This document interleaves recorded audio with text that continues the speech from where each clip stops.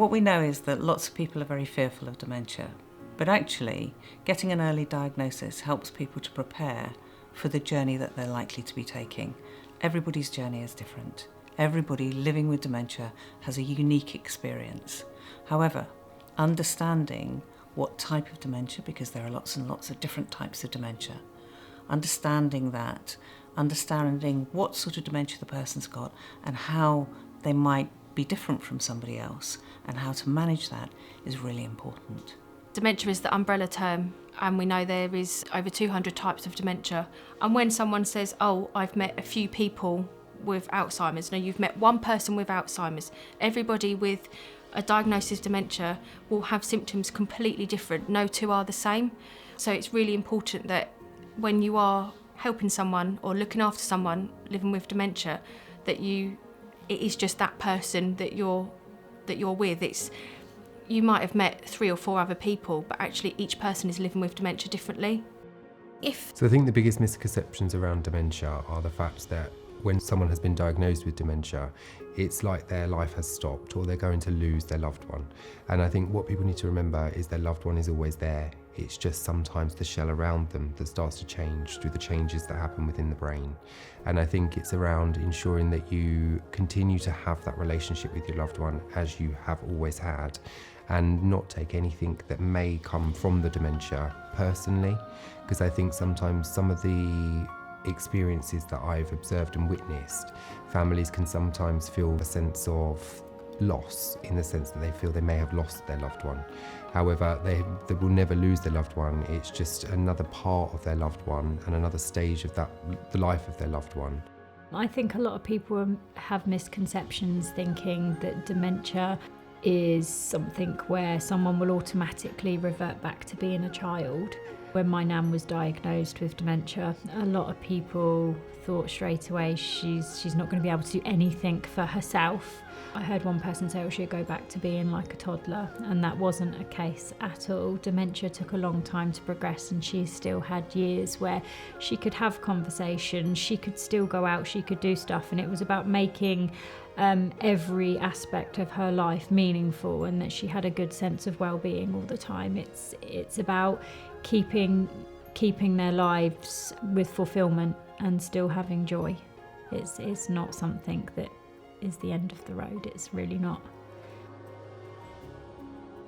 One of the misconceptions of people living with a dementia is that when they get the diagnosis, their life has to stop. They're not going to be able to do things they enjoy. They're not going to be capable of doing things they can enjoy. As a community, as a family carer, if they're in a care home, together there's ways that we can work together to make sure that people living with dementia have the best lives possible. Diagnosis is often quite difficult for families. It's often a confirmation that something is going on in that person's brain, and lots of people's fears come to the forefront because their experience and the media's perception of dementia is often worst case scenario. But not everybody experiences dementia in the same way, and therefore supporting somebody with dementia, the person needs to understand what type of dementia and how is the best way to manage that person, and what's the trajectory likely to look like. When we first got the diagnosis, I don't know, I was scared that things were going to escalate a lot quicker than what they have done.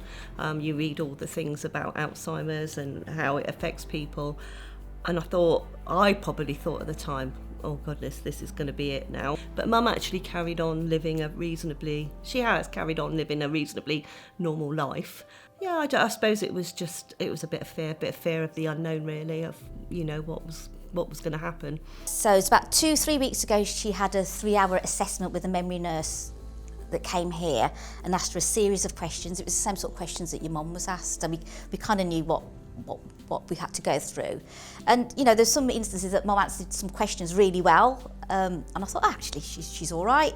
And sometimes you hang on to that little bit of hope that she hasn't got dementia, that it's just an infection that needs clearing up, and you kind of hold on to that, and then we've got the call on Monday, didn't we? But Mum had been admitted into hospital because she'd had a fall, and the nurse actually confirmed she had vascular dementia. And even though we knew she had dementia, it's still a shock. Depending on who's making the diagnosis, it might be a doctor at a clinic or it might be a GP. There may be a range of recommendations. It might be that the doctor says, do you know what, this is very early onset dementia. Go away, make sure that your affairs are in order, look at things like a lasting power of attorney, not only for finance and property, but also for health and welfare, so that you are in the right position to be able to support that person all the way through their journey with dementia. It may well be that they start your relative or your friend or your partner on a medication that helps to manage the symptoms. We all know there's not a cure for dementia, but there are different ways that people can be supported to manage those symptoms. Some of those might be a medication, some of those may be the way that a person lives their life, so their lifestyle choices going forward. A key piece of advice I'd give to somebody who has an early diagnosis of dementia is to find out what's important to them, find out what their wants and wishes are moving forward, because it may be later in their dementia that they can't communicate that, and it's really important to respect their wishes and wants throughout their whole journey. And also don't forget that they're still a person. Like, their needs are very important and they matter. We don't want to dismiss them as somebody with dementia when it's actually a mom, a dad, a son, a daughter, a sister, a brother. They're just as important as they've ever been. They just have dementia now, so we just need to change their life to make it work for them. You've just had that news that you've got a diagnosis of dementia. It's really important to remember that you don't have to change everything. You can continue to live a life how you would have normally led it, but maybe just change a little few things about it. You don't have to change everything, and just to be happy and keep going, and if you need help, ask for that help. The first point of call generally is your GP, and we have to recognise that not all GPs are specialists in supporting people living with dementia, and therefore there may well be a broader network of people that you can go to find out more information. The best place for people to live in the early part of their journey with dementia is at home, and therefore being able to go to dementia cafes, being able to go to local support groups really helps. Being very in tune with your family member or the person that you're looking after living with dementia will help you to find the best service to support that person. Really early in the journey living with dementia, some of the things that we can support people with is more information about dementia, more information about how to support people with dementia, and that might be using one of our guides, or it might be talking to one of our colleagues, or it might be talking to nurses or doctors within the community. Equally, talking to other people who have family members living with dementia is a really good way of sharing experiences and understanding that you're not the only person on that journey. There is a lot of support out there now for people living with dementia, but also those supporting those with dementia. We've just started a monthly carers CAF, whereby we're supporting people that are caring for people at home with dementia, so that we're building a network of people to be able to enable those that are caring for people, but also those with dementia, to have a network of people to support them. I'm part of dementia groups, I'm part of caring for people with dementia group, just so that I can see what other people are doing, even people that have got parents or loved ones in care home, how they cope with it. I find them very important because it's nice to know that other people are dealing with the same thing. I contacted the Alzheimer's Society, and then you're assigned someone. And in the early days, she used to go out and see my mum, and then they contact the Admiral nurse, and then the Admiral nurse comes in for you as the family members, as well as my mum. So yeah, they've been brilliant. I definitely recommend coming into a care home, to any care home locally to you. You can just come in for a chat to see what avenues you can go to, what's available, what support is out there for you as well. They don't have to come looking for coming into a care home or respite care or permanent care. It's always important, especially when we have families that come to us, that we try and support them in any way we can. Even if it's just for a chat, pop in for a cup of tea, slice of cake and have a chat, because you're not alone. There is other people going through the same situation, and we're all here to support each other as well. It's really important that you have people around that can support you, because you can't do it alone. You have to have help.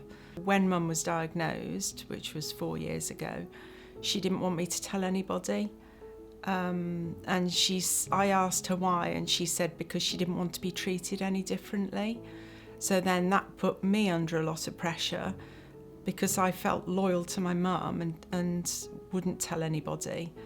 Once I started to tell people, I felt a huge relief, a bit of guilt because Mum didn't know that I'd told people, but then I could get help from people that were willing to help.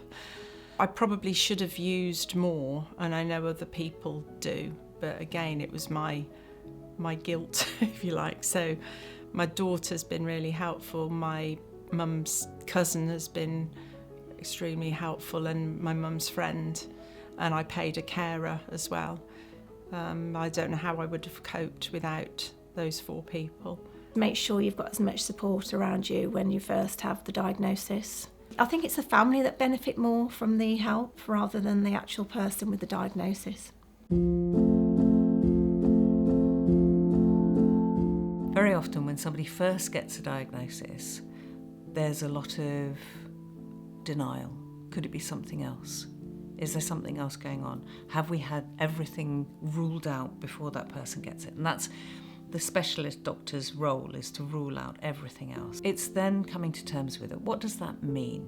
Now, many people will actually also say, I'm so glad I've got a name. I've got a diagnosis. We know what this is. Now we can start to work with it. And now let's see what we need to do to support that person to live well with their dementia and to live their life fully for as long as they possibly can. So when we did get the actual diagnosis, I think we were all relieved to know that there was actually a reason for why she was behaving the way she was, and her forgetfulness, and she used to repeat herself all the time. I think the biggest bit of advice in relations to someone that's recently been diagnosed with dementia is actually speaking to the individual that's been diagnosed and finding out a plan of what they want from their care for their future, and enabling them to be in control of how their care pans out for them. During that first phase of early diagnosis, it's beneficial to start thinking towards the future so that you're prepared, because sometimes the journey can escalate quite quickly and other times it can gently go along. Having conversations can be very difficult. 5 out of 10 people never accept that they have a diagnosis of dementia, and therefore having that conversation can be very tricky.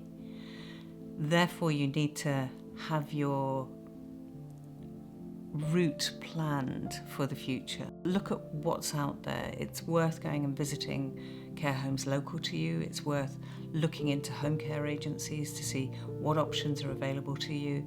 It's also worth looking into what funds would be available to you to support the care package that you need.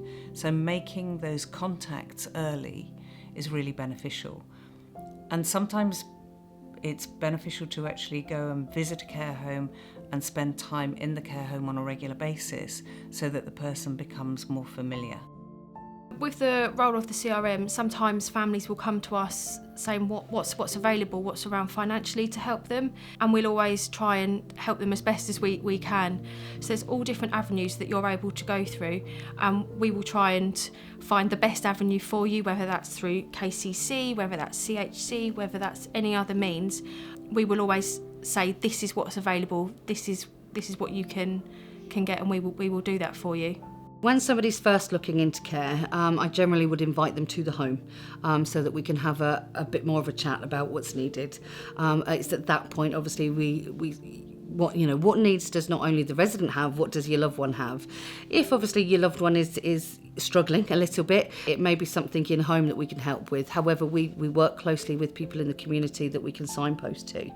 I keep in regular contact with that person to make sure that they've got that help and support, and asking, what support have they been given already. So it's just really talking to them, ascertaining their needs, step by step really, because it's such an overwhelming experience for somebody. It's just like a roller coaster journey. It really is. And the trouble is, I used to see my mum, well I still do, every day, and you don't realise how bad they're getting, and your care for them becomes a little bit more, until it just completely takes over your life, just consumes you. And that's all you do, is you become a carer. And I didn't want to ever be my mum's carer. I used to be envious of other people that used to come and help, because they used to take mum out and have all the nice bits. And I had nice bits as well, but I also had to deal with everything else that you have to deal with. That preparation early in that diagnosis is invaluable. Seeking support, having those conversations, using the language, using the word dementia, using the words about how the person might need support in the future is incredibly important.